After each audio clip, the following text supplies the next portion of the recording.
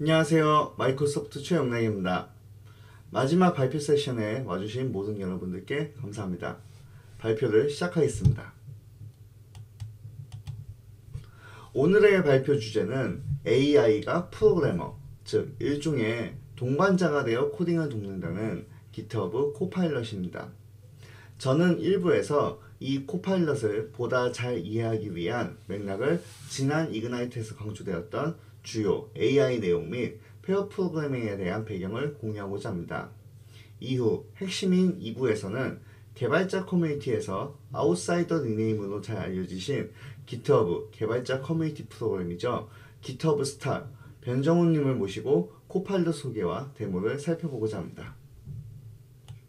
그러면 먼저 첫 번째 파트 이그나이트 2022 클라우드와 AI 혁신에 대해서 시작을 해보도록 하겠습니다. 앞 키노트에서 해당 슬라이드가 언급되었었죠. 이번 이그나이트 2022에서 강조되었던 키워드는 do more with less입니다. 그 중에서 이 GitHub 코파일럿은요, 클라우드 개발자 플랫폼 기반 혁신이라고 하는 이 세 번째 파트하고 관련이 있는데요. 사실 이 코파일럿에 대한 배경을 조금 더 살펴보기 위해서는요, 2번 이 자동화와 AI를 통한 더 나은 효율성 제공까지도 같이 살펴볼 필요가 있기 때문에 이 2번 파트와 함께 살펴보도록 하겠습니다. 자, 불과 약 10년 전만 하더라도 오늘날과 같은 AI 기술의 발전을 상상할 수 있었던 건 어쩌면 영화 속이나 아니면 미래학자분들의 말씀으로만 가능했으려나요? 오늘날 AI 및 머신러닝을 위해서 대중적으로 사용하고 있는 텐서플로우, 케라스, 파이토치 등 이 것들이 나온 지가 아직 10년이 채 안 되었습니다. 이렇게 빠른 AI 발전이 있었던 배경에는 2000년대 중반 그래픽 칩셋인 GPU를 일반 연산으로 사용하는, 즉 쿠다 또는 C++ AMP와 같은 General Purpose GPU라고 하는, 즉 GPGPU라고 하는 기술 및 소프트웨어가 기술이 뒷받침이 되어서 발전한 측면도 있습니다만, 이를 뒷받침하는 강력한 인프라가 있어야 합니다. 이번 이그나이트 2022 키노트에서는 오른쪽 화면과 같이 차세대 슈퍼컴퓨터 인프라를 통해 타사 클라우드보다 월등한 성능으로 자동화와 AI를 통해 보다 더 많은 분들께 더 나은 효율성을 제공한다는 발표가 있었습니다. 여기서 잠깐 질문을 하나 하고자 합니다. 스테이블 디퓨전에 대해 들어보신 분 계실까요? 제가 오프라인 현장에 만약 있었다면 몇몇 분들께서 손을 드셨는지 세볼 수가 있겠으나 지금은 그렇지가 않겠네요. 아니면 발표를 들으시면서 고개를 끄덕이시는 분들이 분명히 계시리라 생각합니다. 최근 AI에서 정말 핫한데요. GPU 성능이 어느 정도 된다면 노트북이나 데스크탑에서 직접 구동도 가능합니다. 그리고 검색을 해보시면요, 해당 기술이 달리 2에 버금가는 수준의 뛰어난 성능을 자랑한다고 이렇게 한 블로그에 나와 있는데요. 물론 보는 관점에 따라서 다를 수도 있지만요, 과연 정말 뛰어난 성능일까요? 달리2가 제가 개인적으로 이야기할 때는요, 달리2가 훨씬 더 낫다고 저는 이야기할 수 있겠는데요. 한번 구체적으로 달리2가 얼마나 나은지에 대해서 뒤에서 살펴보도록 하겠습니다. 특히 마이크로소프트는 오픈 AI와 연구에서부터 상업적인 실제 프로덕션까지 고려해서 오픈 AI와 긴밀한 협업을 하고 있습니다. 작년 이그나이트에서 발표되었던 메가트론 튜링 에너지 같은 경우는요, 엔비디아와의 파트너십을 통해서 출시가 되었고요. 당시 가장 크고 강력한 언어 모델로 발표가 되었습니다. G코드 프로젝트라고 하는 것이 있는데요. 이 G코드 프로젝트는 100개 언어를 페어로 해서 2000억 개 파라미터에 대해서 트레이닝을 수행한 모델입니다. 아무래도 영어, 한글 자동 번역 퀄리티가 엄청 완벽하진 않은데요. 그래도 많은 개선이 있었고 앞으로도 보다 더 나은 개선이 있으리라 생각합니다. 이러한 AI의 발전은 언어에만 국한되지는 않습니다. 작년 발표된 플로런스라고 하는 비전 기반 모델의 경우에서는요, 여러 벤치마크에서 작년에 1위를 기록하기도 했습니다. 자, 그런데 제가 GitHub 코파일럿 세션을 여러분들께서 아무래도 기대하고 오셨을 텐데 제가 AI 관련 얘기를 많이 하고 있죠. 이번 이그나이트 2022 키노트를 보시면요. 바로 이때 그 샘 알트만이라고 하는 오픈 AI CEO, 코파운더이면서 CEO께서 등장을 하시는데요. 서로 정말 친한 사이인 듯 악수를 하면서 자연스럽게 대화를 진행하고 있습니다. 작년 이그나이트 때 마이크로소프트와 오픈 AI 협력을 발표한다는 이야기서부터 이야기를 시작하면서 여러 가지 마이크로소프트와 오픈 AI와 협력하고 있는 애저 오픈 AI 서비스부터 많은 부분들이 차차 등장하게 됩니다. 개인적으로는 이 장면이 제가 이그나이트 2021 키노트를 봤을 때 가장 큰 감동이었습니다. 아무래도 이 협업이라는 부분이 파트너십을 통해서 여러 가지가 계속 발표된다는 부분도 있지만요. 자, 지금 보시는 이 부분이 아까 스테이블 디퓨전의 버금가는 성능이라고 한 블로그에 나와 있었지만요. 저는 스테이블 디퓨전에 비하면요. 훨씬 더 나은 성능뿐만 아니라요. 게다가 지금 보시는 이제 부분은 이그나이트 2022 키노트 때 나왔던 부분입니다. 일종의 컨셉카를 어떤 토이 장난감처럼 디자인을 하는 데 있어서 이 달리 2를 사용했다는 부분인데요. 오픈 AI에서 사실 이 스테이블 디퓨전의 버금가는 이 달리를 발표한 것은요 2021년 1월 초입니다. 이때는요 영어로 텍스트를 입력하거나 이미지를 추가하면은 AI가 그림을 만들어주는 거였는데요. 올해 4월 발표된 달리 2 같은 경우는요 화질이 4배가 더 상승하였고요 그림도 많이 정교해졌습니다. 자, 어떻게 보면 이제 그림과 디자인을 AI를 통해서 도움을 얻는 세상에는 한 발짝 훨씬 더 다가온 것 같습니다. 자, 이렇게 계속 제가 뭐 스테이블 디퓨전부터 뭐 오픈 AI 하면서 디자인에 대한 부분을 발표했는데요. 그렇다면 본격적으로 과연 이 코딩이라는 세상이 AI가 얼마나 도움을 주는 세상으로 발전했을지를요. 잠깐 코덱스와 페어 프로그래밍 두 가지에 대해서 조금 더 설명하고자 합니다. 먼저 이 페어 프로그래밍이라는 것은요 사실 엄청 최신 기법은 아닙니다. 무슨 얘기냐, 애자일 소프트웨어 개발 방법론이라고 해서요 90년대 말쯤에서 컴퓨터 소프트웨어가 점점 복잡해지고 정교해지면서 이 복잡 단단한 소프트웨어에 대해서 유연하게 어떻게 하면 좀 더 유연하고 빠른 대응을 통해서 개발할 수 있을까라고 하는 이 애자일 소프트웨어 개발 방법론이 대두가 됐었는데요. 이 여러 가지 애자일 소프트웨어 개발 방법론 중에 하나로 이제 대표적인 부분이 이 페어 프로그래밍입니다. 이 페어 프로그래밍 같은 경우는요, 코드를 이제 진행하는 사람과 그렇지 않은 사람 두 사람이 함께 코딩을 진행하는데 이때 코드를 주로 진행하는 사람이 일종의 진행자, 드라이버가 되고요. 또 다른 사람은 이 진행자를 옆에서 관찰하는 옵저버 또는 내비게이터가 되세요. 이 코드를 작성한 사람이 코드를 열심히 작성을 할 때 옆에 있는 사람이 코드 검토를 하면서 프로그래밍을 한다는 컨셉이죠.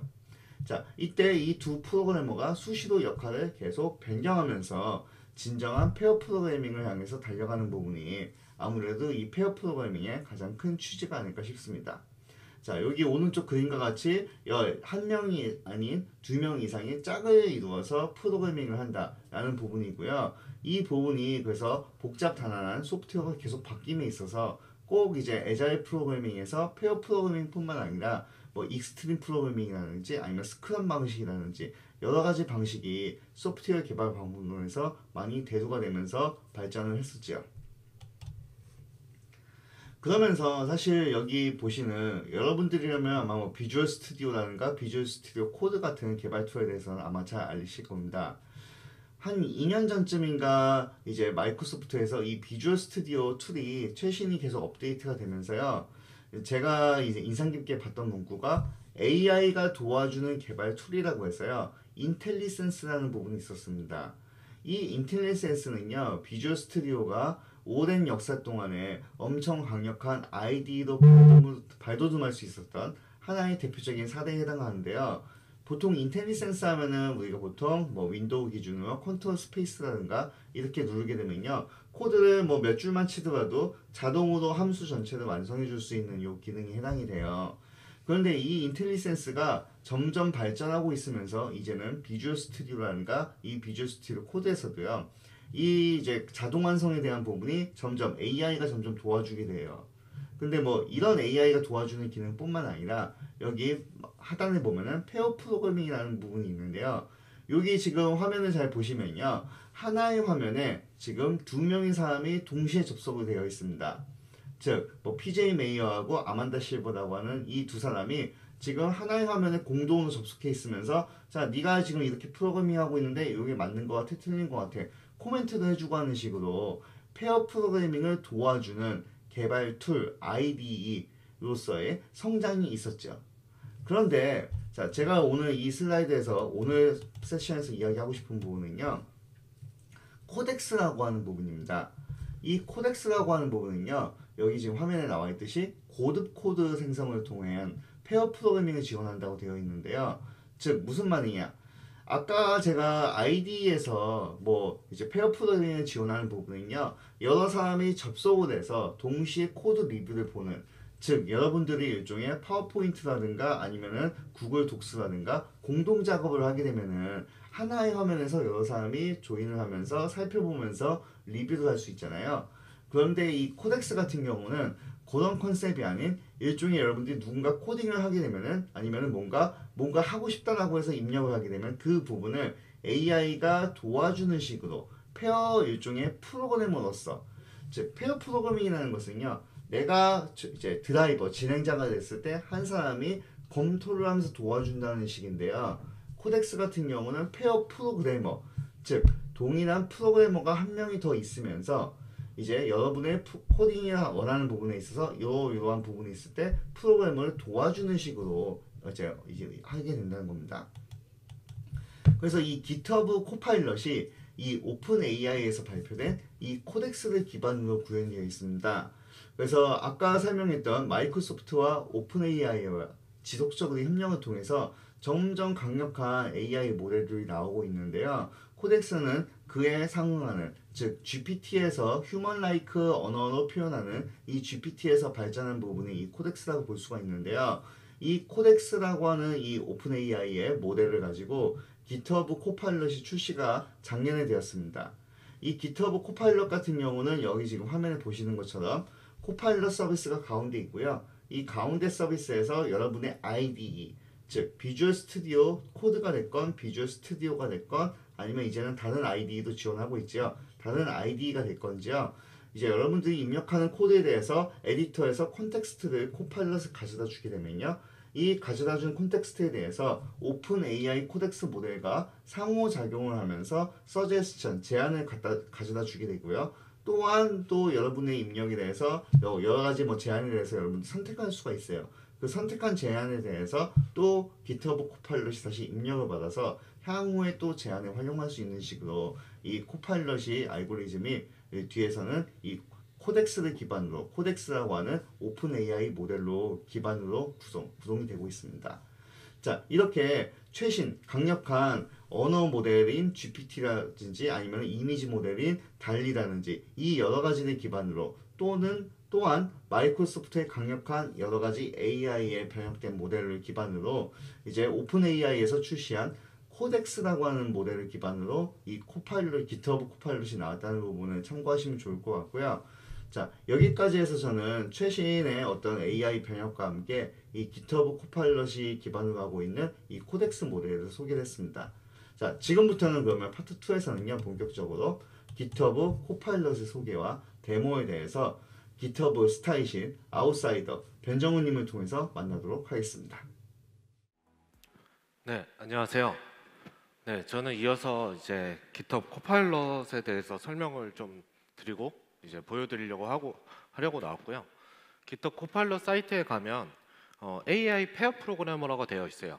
저는 처음 봤을 때 이게 좀 어색하게 느껴졌는데요. 네, AI 대부분에 하는 것처럼 뭐 코드 제너레이터라든가 AI 코더라든가 이런 이름을 짓지 않고 컨셉을 이제 페어 프로그래머라고 졌는데 페어 코파일럿을 쓰면 쓸수록 사실 이 페어 프로그래머라고 컨셉을 잡은 거는 되게 방향도 그렇고 잘 잡았다고 생각을 하고 있습니다. 네, 코파일럿을 보여드리기 전에 요거는 이제 GitHub에서 올해 7월에 리서치를 하고 코파일럿은 이제 작년부터 나왔었죠. 그래서 연구한 결과를 이제 공개한 건데요. 요 보시는 그래프에서 이제 앞에 아래쪽 파란색으로 갈수록 이제 코파일럿을 쓰면서 개발자가 자신이 더 생산적이라고 느끼는 사람의 그룹군이에요. 그리고 저 숫자로 써 있는 이제 29.73 이렇게 퍼센트리로 써 있는 부분은 코파일럿이 제안한 코드를 이제 받아들인 그 비율입니다. 그래서 요 그래프가 보여주는 거는 이제 코파일럿이 제안하는 코드를 받아들일수록 많이 받아들인 사람들이 더 자신이 더 생산적이 되었다고 느낀다는 것을 이제 보여주는 그 데이터라고 할 수 있습니다. 그리고 저 리서치의 내용에 보면 이런 부분이 있는데 제가 되게 인상 깊어서 이제 가져왔습니다. 이제 코파일럿이 적절한 제안을 시작점만 제공한다면 그 뒤에 개발자가 그 코드를 많은 부분 수정을 하더라도 개발자는 이제 그 부분이 문제가 된다거나 생산성이 떨어진다고 느끼지 않는다는 거죠. 그러니까 AI가 그 코파일럿이 제가 어떤 코드를 짤 때 완벽한 코드, 제가 딱 원하는 코드를 100% 맞춰서 보여주지 않더라도 어느 정도 적당한 부분을 보여주면 저는 이제 거기서 그 위에서 코드를 이제 수정하면서 작성을 해도 제가 코파일럿에 충분히 도움을 느낀다고 이제 개발자들이 생각한다는 것이었습니다. 요거는 이제 그 뒤에 조금 더 리서치를 해서 깃허브에서 공개한 건데 요거는 이제 간단히 설명드리면 자바스크립트 아직 그런 거 경험이 없는 사람 두 그룹을 만들어서 자바스크립트로 간단한 웹서버를 만들게 하는 실험을 한 거예요. 그래서 한 그룹은 코파일럿을 쓰고 한 그룹은 코파일럿을 쓰지 않았습니다. 그래서 이 결과를 보면 이제 코파일럿을 쓴 쪽이 안 쓴 그룹보다 거의 절반 이상, 그러니까 절반에 가까운 속도만에 이제 그 웹서버를 완성할 수 있었고요. 아주 간단한 웹서버죠. 그리고 실제로 완료한 비율도 더 높은 것을 볼 수 있습니다. 네, 그래서 뭐 설명이 길었는데 코파일럿을 좀 보여드리겠습니다.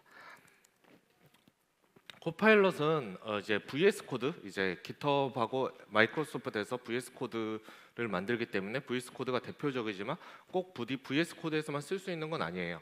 예, 젯브레인 계열의 IDE에서 쓸 수 있고 이제 네오빔 같은 에디터에서도 쓸 수 있는데요. 제가 그 젯브레인 그 IDE에 좀 더 익숙하기 때문에 오늘 시연은 이제 젯브레인을 통해서 하겠습니다.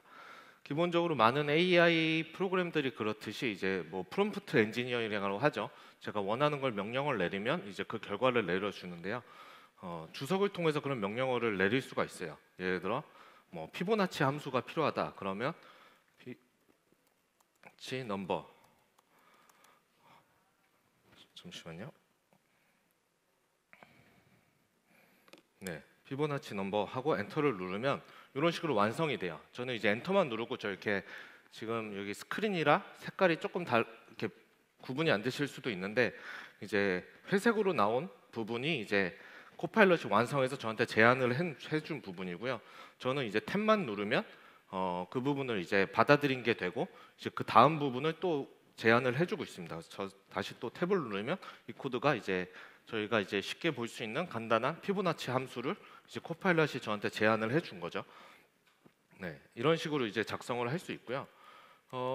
영어만 되는 건 아니에요. 저는 뭐 이런 프로그램 쓰면 저희 같은 이렇게 한국에서 계속 세워난 사람은 이제 왠지 한글은 안 될 것 같다는 기대감을 보통 가지고 있는데 이제 코파일럿은 한글도 잘 돼요.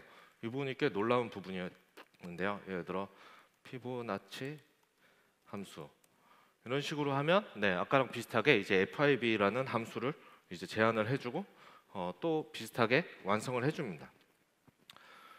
여기 코파일럿 메뉴를 누르면요, 실제로 제안이 하나만 있는 건 아니에요. 이게 여러 가지 제안을 가지고 있고 그 중에 이제 첫 번째 제안을 저한테 기본적으로 보여주는 거고요. 이 코파일럿 메뉴를 누르면 여러 가지 뭐 이게 피보나치 간단한 함수라서 형태가 거의 비슷하긴 한데 여러 가지 중에 제가 고를 수가 있어요. 저는 이제 요 제안을 받아들이고 싶다라고 accept를 누르면 이제 저 부분이 이제 제 코드에 완성이 되는 거죠. 그러면 이제 함수를 작성했으니까 이제 코드를 작성해 본다고 하면 이 함수가 잘 동작하는지 제가 테스트를 해봐야 되겠죠.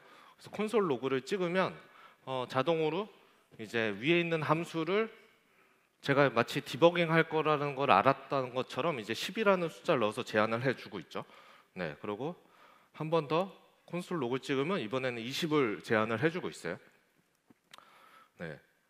그리고 이번에는 2번 했더니 제가 뭘 하려는지 알아야 하는지 엔터만 눌렀더니 이제 콘솔 로그까지 제가 하면서 이제 30을 제한을 해주고 있습니다.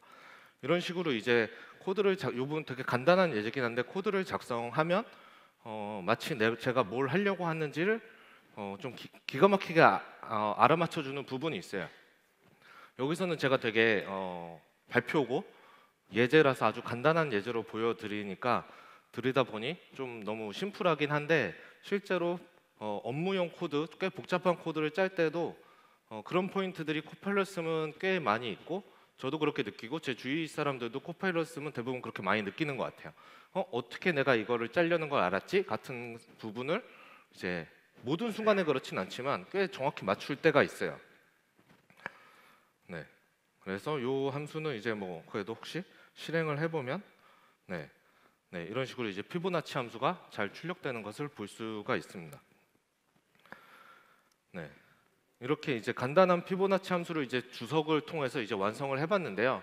실제 프로젝트를 하면 이게 피보나치 함수는 이렇게 간단한 함수를 짜진 않죠. 훨씬 복잡을 하고 저희가 프롬프트로 명령어만 짜서 뭐 많은 데모가 그렇게 하고 있지만 그건 이제 AI를 실험하는 거고 실제로 할 때는 제가 코드를 짜지 저렇게 프롬프트로 막 해서 코드에 액셉트만 하면서 코드를 짜진 않을 거라고 생각해요. 저도 그렇게 사용하고 있진 않고요. 그럼에도 불구하고 이제 실제 실무에서 코파일럿을 활용할 때 보면 저 같은 경우는 이제 문서나 구글 검색을 대체하고 싶을 때 좀 쓰는 것 같아요. 예전에는 이제 뭐 지금 데모를 제가 자바스크립트로 하고 있지만 이제 여러 언어를 가다 보면 API 같은 게 헷갈리도 하고 라이브러리에 따라서 API 모양이 조금씩 다르기도 하고 예를 들어 뭐 스트링에 include인지 include인지 이런 것도 가끔 헷갈려서 이제 검색을 해보거나 실행해보면서 하게 되는데 기존에는 그게 헷갈리면 에디터를 나가서 이제 브라우저에 가서 구글링을 하거나 스택 오버플로우 가거나 이제 공식 레퍼런스 문서를 갔어야 됐죠. 하지만 이제는 코파일럿의 도움을 받으면 그런 부분을 좀 많이 줄일 수 있다고 생각을 해요. 그래서 뭐 예를 들어 문자열에서 특정 문자열 교체하기 이런 식으로 작성을 하면 스트링을 완성해 주네요. 네, 이게 지금 라이브 데모긴 한데 AI가 그냥 자동 완성은 아니라서 할 때마다 조금씩 달라요. 그래서 저도 되게 긴장을 하고 여러 번 연습을 해도 좀 긴장을 하고 있는데요. 네, 여기서 리플레이스를 가지고 이제 변환을 해주네요. 네, 하고 그 결과를 이제 찍어주는 이제 코드를 완성해 줬습니다. 요게 이제 만약에 제가 함수 형태를 원했을 수도 있고 아닐 수도 있어요. 하지만 스트링에 리플레이스로 교체한다는 거를 이제 그 에디터에서 이제 간단하게 알아낼 수 있죠. 그러면 저는 요거를 이제 변형해서 제가 원하는 부분에 이제 리플레이스 함수를 쓴다거나 할 수 있다고 생각을 하고 있어요. 그게 그 흐름을 끊어서 브라우저에 갔다 오는 것보단 좀 더 낫지 않나? 이렇게 주석으로 자꾸 찾는 거는 저도 조금씩 연습을 하고 있긴 한데 낫지 않나 생각을 하고 있습니다. 좀 더 해볼게요. 비슷한 예시를 배열에서 5보다 작은 수만 골라서 새로운 배열 만들기 라고 하면 이렇게 배열 예시를 하나 보여주네요. 네, 보통 프로그램을 짜면 제가 예시를 저렇게 만들진 않겠죠. 그리고 필터를 통해서 5보다 작은 이제 그 결과를 담는 함수를 만들어 줬습니다. 이것도 위에랑 비슷하게 이거를 활용해서 제가 이렇게 필터를 통해서 물론 골라낼 때 필터만 있는 것은 아니지만 필터를 통해서 이렇게 골라낼 수 있구나라는 것을 이제 쉽게 알 수 있다고 생각하고요. 하나만 더 해볼게요.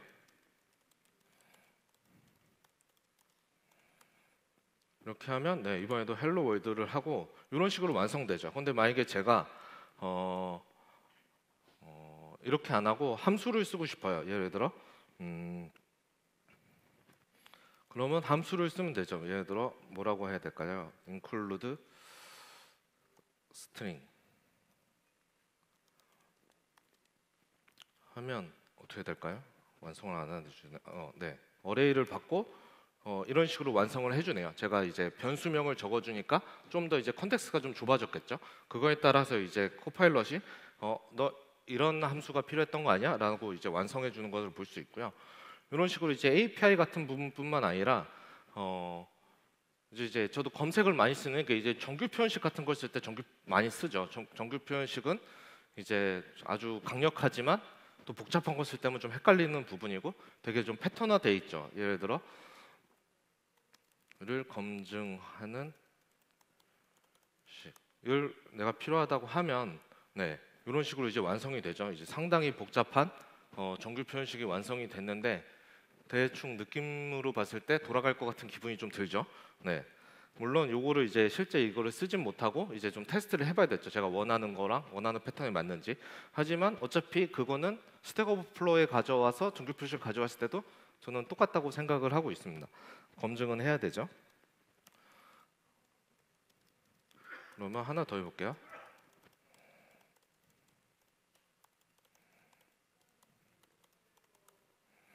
네, 이렇게 하면 이번에 폰 레그라는 전화번호가 나왔네요. 앞에가 2자리. 근데 뭐 앞에가 예를 들어 우린 핸드폰 번호라서 앞에는 꼭 3자리였으면 좋겠어라고 하면 이런 식으로 고치면 제가 되겠죠. 그리고 이렇게 만든 정규 표현식을 가지고 제가 이제 함수가 필요해서 함수를 작성할 수 있죠. 체크 폰 넘버라고 하면 이런 식으로 함수를 자동 완성을 해주고 네, 위에 작성했던 그 정규 표현식을 가지고 바로 테스트하는 함수를 완성을 해줍니다. 이제 간단한 예시긴 하지만 이렇게 흐름에 따라 작성을 하면 코파일럿이 거기에 맞춰서 계속 완성을 해주고 그게 꽤 잘 맞을 때가 있기 때문에 어쩔 때는 처음에 쓰면 좀 재밌어서 그냥 짜도 되는데 좀 기다리게 되는 경우가 있어요. 어떻게 제안을 해줄까? 예, 약간 딜레이를 주고 이게 API를 갔다 오기 때문에 조금의 딜레이가 있긴 하거든요. 그래서 좀 기다리다가 완성해주고 이런 재미가 조금 또 생기기도 합니다. 조금 또 다른 예제를 보여드리면 이제 코파일럿이 또 잘하는 부분들이 예를 들어 이제 좀 반복된 것들을 오히려 좀 잘하는 것 같아요. 아무래도 AI다 보니까. 그래서 예를 들어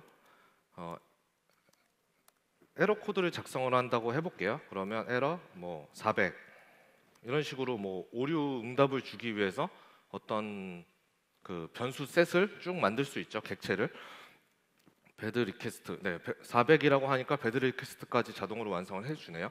그리고 이렇게 쓰면 제가 400을 썼으니까 그 다음에 이제 401이 401이 완성되고 저 이제 엔터만 계속 누르면 제가 알아서 이제 HTTP 코드 같은 거는 이제 뻔한 패턴이 있고 다 정해져 있는 거니까 이런 식으로 나오죠.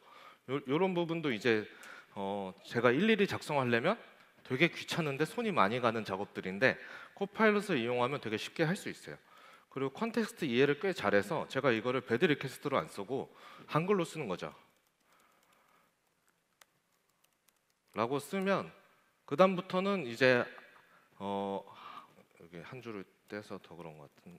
네, 이제 한글로 완성을 해줘요. 왜냐하면 위에 제가 에러 코드 패턴과 이제 한글로 매칭을 했기 때문에 그 다음부터 완성되는 것도 다 그 한국말로 맞춰서 완성을 해주고 있습니다.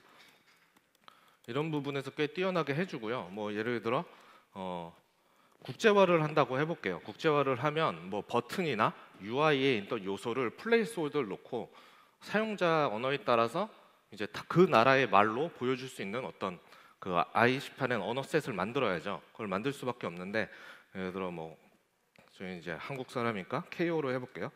예를 들어 버튼 하면 이제 버튼, 네 버튼은 버튼이죠. 하고 로그인을 하면 네 로그인도 완성이 됐어요. 그러면 이제 2개쯤 썼으니까 대충 이제 코파일럿이 제가 뭘 하려는지 이해한 것 같아요. 그래서 로그아웃이 나오고 이제 로그인 실패도 나오고 네 그건 가끔 이럴 때가 있어요. 반복 AR라서 그런지 반복된 걸 똑같은 걸 계속 이렇게 하다 보면 이제 거의 약간 무한 루프에 빠질 때가 있는데 이런 건 그냥 무시해 주면 됩니다. 그래서 제가 AI로만 코딩을 하는 건 아니니까 제가 필요한 걸 짜면 되죠. 예를 들어 세팅스 하면 설정 이렇게 나와요. 그러면 이제 KO는 완성했으니까 이제 제가 다른 나라 언어도 해야 되는데 저는 이제 일본어를 모르지만 일본어로 해볼게요. 일본어로 하면 위에 셋이 있으니까 이렇게 똑같이 완성을 해줘요. 네, 로그인, 로그아웃, 로그인 페일. 저는 이 일본어가 맞는지 안 맞는지 몰라요. 저는 모르니까. 하지만 뭐 어차피 i18n을 하면 언어 검증은 따로 해야 되니까.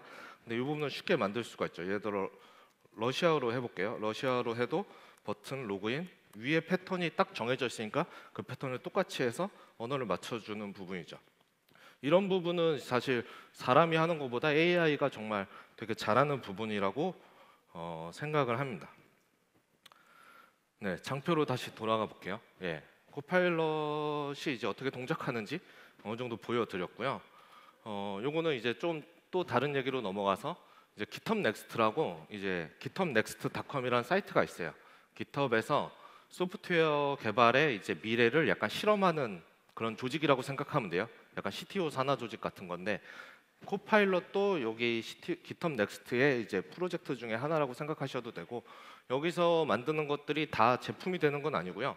프로토타이핑을 하기도 하고 실험을 해보기도 하고 여러 가지 다양한 상상력을 가지고 실험을 해보고 있어요. 그 중에 괜찮고 반응이 좋고 퀄리티가 되면 제품이 되겠죠. 하지만 다 제품이 될지는 잘 모르겠어요.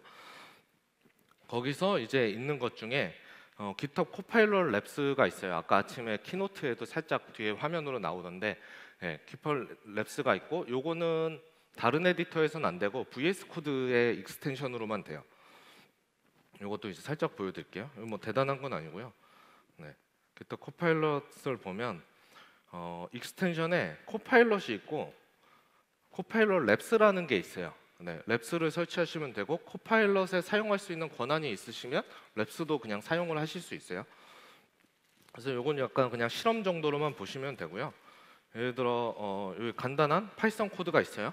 뭐한지는 뭐 이렇게 크게 중요하진 않아요. 뭐 날짜 계산을 하고, 뭐 API 사용자 타임라인에서 하고 뭐 트윗 모드 있는 거 보면 뭐 트위터에서 트윗을 긁어 오는 뭐 그런 거 같아요. 그러면 요거를 이렇게 블럭 설정을 하고 여기 왼쪽에 여기 요 메뉴가 코파일럿 랩스거든요. 요 메뉴에 상단에 이제 익스플레인 부분이 있죠. 익스플레인 부분에서 이제 에스크 코파일럿을 하면 화면을 좀 늘릴게요. 네, 요 코드를 이제 영어로 설명을 해줘요. 네, 아쉽게도 아직 한글은 안 됩니다.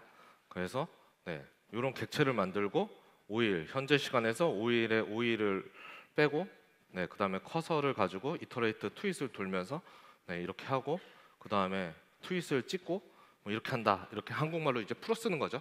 제가 뭐 아직 실험 부분이라서 얼마나 퀄리티가 될지 뭐 다양하게 다 테스트해 보진 않았지만 코드를 좀 읽기 어렵거나 내가 주로 쓰는 언어가 아니라면 이런 곳에 도움을 받을 수 있는 이제 미래도 좀 상상해 볼 수 있지 않을까 생각을 해요. 그리고 이게 이제 해석만 해주는 게 아니고 이렇게 변환한 코드를 예를 들어 뭐 자바, 이거는 이제 파이썬 코드였죠. 파이썬 코드로 이제 자바 변환을 하면 꽤 이상한 코드가 완성된 것 같긴 한데 왜 이런 코드가 완성됐죠?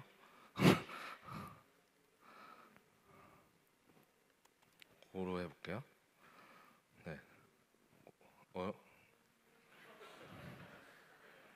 잠시만요. 이게 이상하네요.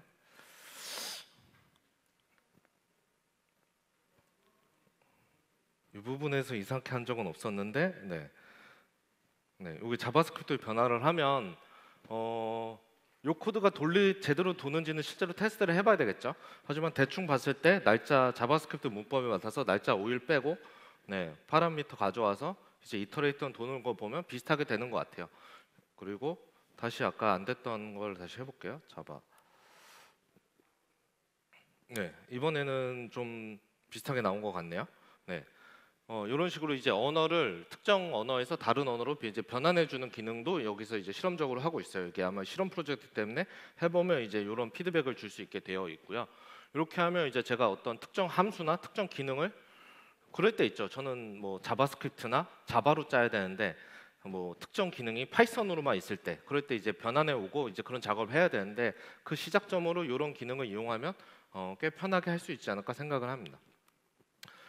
그리고 요거는 이제 지난주에 샌프란시스코에서 GitHub 유니버스 컨퍼런스가 있었는데 그때 발표된 기능입니다. 이제 코파일럿이 좋으니까 이제 이런 실험 시도 프로젝트도 하게 되는데요. 요거는 그냥 대충 딱 머리에 떠오신 그 기능을 하고 있어요. 보이스로 코파일럿한테 명령을 지시하는 거죠. 코드를 짜게.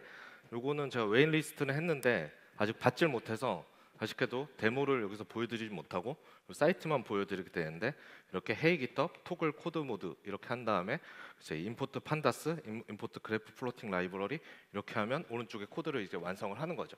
저는 이제 아까 프롬프트 주석에 쓰듯이 그걸로 이제 그 보이스로 하면 이런 식으로 이제 코드가 계속 완성이 되는 거를 보여주는 이제 헤이 깃헙이라는 프로젝트입니다. 물론 제가 이걸 처음 봤을 때 동료들한테 이제 누워서도 코딩할 수 있겠네? 라는 얘기를 하기는 했는데 실제로 그렇게 코딩하진 않겠죠. 그렇게 코딩할 그게 더 좋은지도 잘 모르겠고 그럴 일이 있을지 모르겠지만 뭐 손이 불편한 사람이거나 뭐 저도 손이 다칠 수도 있고요. 그럴 때 이런 부분으로 꽤 도움을 받을 수 있지 않을까? 미래에는 그런 상상을 해볼 수 있었습니다. 네. 코파일럿을 좀 설명을 드렸는데 코파일럿은 이제 아쉽게도 무료 프로그램은 아니죠. 유료예요. 뭐 AI 학습이 엄청 돈이 많이 든다고 하는데 이제 유료고 월 10달러예요. 월 10달러면 요즘 환율도 비싸긴 한데 13,000원에서 14,000원 정도 하죠. 누구한테는 뭐 뭐 이 정도면 지불할 만하지 할 수도 있고 누구한테는 부담이 될 수도 있는 금액이라고 생각을 해요. 그래서 뭐 재미삼아 간단히 계산을 해봤어요. 연봉 5천만 원을 받는 어떤 엔지니어가 있다면 세 전후로 보통은 저희 세 후지만 여기서는 계산을 편하게 세 전후로 계산을 하면 한 시간에 한 2만 4천 원 정도가 나온다고 볼 수 있죠. 네. 그렇게 하면 10달러면 한 달에 내가 일하면서 코파일럿으로 한 30분만 도움을 받는다면 이거는 그 값어치는 좀 하는 거 아닌가? 라는 생각이 좀 들었고 개인적으로 쓴다면 좀 부담이 될 수도 있지만 그걸 이제 회사 입장에서 한다면 회사가 엔지니어한테 10불을 투자하는 거는 저는 정말 할 만한 왜냐하면 저 30분, 1시간 이상의 생산성을 얻을 수 있다면 충분히 할 만한 금액이지 않나? 라고 생각을 합니다. 그래서 괜찮아 보이시면 이제 내일 가셔서 이제 회사에서 지원을 해달라고 말해보시는 것도 괜찮지 않을까 생각을 합니다. 네, 그리고 뭐 꼭 다 좋은 것만 있는 건 아니겠죠. 뭐 AI에 대한 뭐 문제도 많이 얘기되고 그러는데 요거는 어떤 컴퓨터 과학을 가리키는 교수가 쓴 글이에요. 코파일럿이 학생한테는 무료거든요. 무료로 학생들은 쓸 수 있어요. 그러니까 과제를 내주면 코파일럿으로 짜온다는 거죠. 이게 코파일럿이 아주 복잡한 업무용 프로그램을 다 혼자 짜기는 어렵지만 아까 피보나치 같은 거 보여드린 것처럼 간단한 부분에서 훨씬 더 능력이 좋거든요. 그러다 보니까 코파일럿으로 이제 짜와서 이게 문제다라는 지적이고 어느 일정 부분은 저도 동의를 하고 저희가 뭐 소프트웨어 업계에서 이런 부분도 당연히 고민을 해야 되는 부분이지만 뭐 제 개인적인 생각을 말씀드리면 뭐 사실 요즘 같은 세상에 코파일럿이 훨씬 편하긴 하지만 스택 오버플로우나 블로그를 뒤지면 간단한 알고리즘이나 이런 부분은 다 코드를 충분히 구할 수 있다고 생각을 해서 정말 학생이 공부를 하기 싫고 숙제만 내고 싶다고 하면 사실 뭐 코파일럿 때문에 그게 발생하는가는 조금 동의하긴 좀 어려운 저한테는 좀 어려운 부분인 것 같아요. 물론 AI가 전혀 뭐 그런 뭐 영향을 안 준다라고 말하기는 어려운 것 같고요. 그래서 마지막 페이지인데요. 아까 처음에 말씀드렸듯이 저는 이게 AI 페어 프로그래밍이라고 프로그래머라고 정의한 게 되게 좋은 컨셉이라고 생각하고 있어요. 이거를 되게 뭐 AI를 격화시키는 걸 수도 있지만 저는 약간 되게 똑똑한 자동 완성 같아요. 이제 저희가 개발을 하면 자동 완성을 많이 쓰잖아요. 다 모든 코드 한 글자 한 글자 다 타이핑만 하는 사람은 그렇게 많지 않죠. 네. 근데 기존에 저희가 쓰던 자동 완성보다 훨씬 제 컨텍스트와 제가 짜는 코드의 맥락을 이해하고 있는 훨씬 더 좋은 자동 완성 같은 느낌이 받는 거죠. 그리고 실제로 작성을 해보면 제가 코드를 짤 때 누가 옆에서 이런 코드 어때? 이런 코드는 어때? 너 이렇게 짜려는 거 아니야? 라고 계속 제안해 주는 것 같은 그런 기분도 좀 들고요. 그래서 사실 AI가 뭐였어요? 미래에 저희의 일자리를 뺏어갈 수도 있겠죠. 하지만 저 그것보다는 이제 그 전에 저희가 이제 도움받을 수 있는 좋은 AI를 저희가 잘 활용을 하면 저희가 더 생산성이나 그런 부분을 효율적으로 높일 수 있다고 생각을 하고 있습니다. 네. 네. 그래서 다들 코파일럿을 이제 이런 도구들이 많이 있죠. 깃허브뿐만 아니라 하지만 뭐 상용으로 쓸만한 것 중은 아마 만족도가 제일 높은 건 이제 코파일럿일 거라고 생각하고요. 코파일럿을 써봐도 코파일럿이 저 대신 코드를 짜주진 못한다고 저는 생각하거든요. 그러니까 제가 어느 이 정도 스킬의 코딩 능력이 있으면 그거를 보조해 주는 거지 코파일럿이 있다고 제가 요 정도 수준의 소프트웨어밖에 못 만들었는데 이렇게 높은 아주 좋은 소프트웨어를 만들 수는 없다고 생각해요. 왜냐면 나중엔 모르겠지만 아키텍처를 해주는 것도 아니고 그런 건 못 해주기 때문에 그런 면에서 제가 코파일럿을 쓴다고 제가 코딩 공부를 안 해야 되는 것도 아니고 소프트웨어 개발 연습을 안 해도 되는 것도 아니지만 그런 거를 제가 갈고 닦으면서 제 가진 스킬 내에서 충분히 도움 받을 수 있는 부분이 있다고 생각합니다. 네, 감사합니다.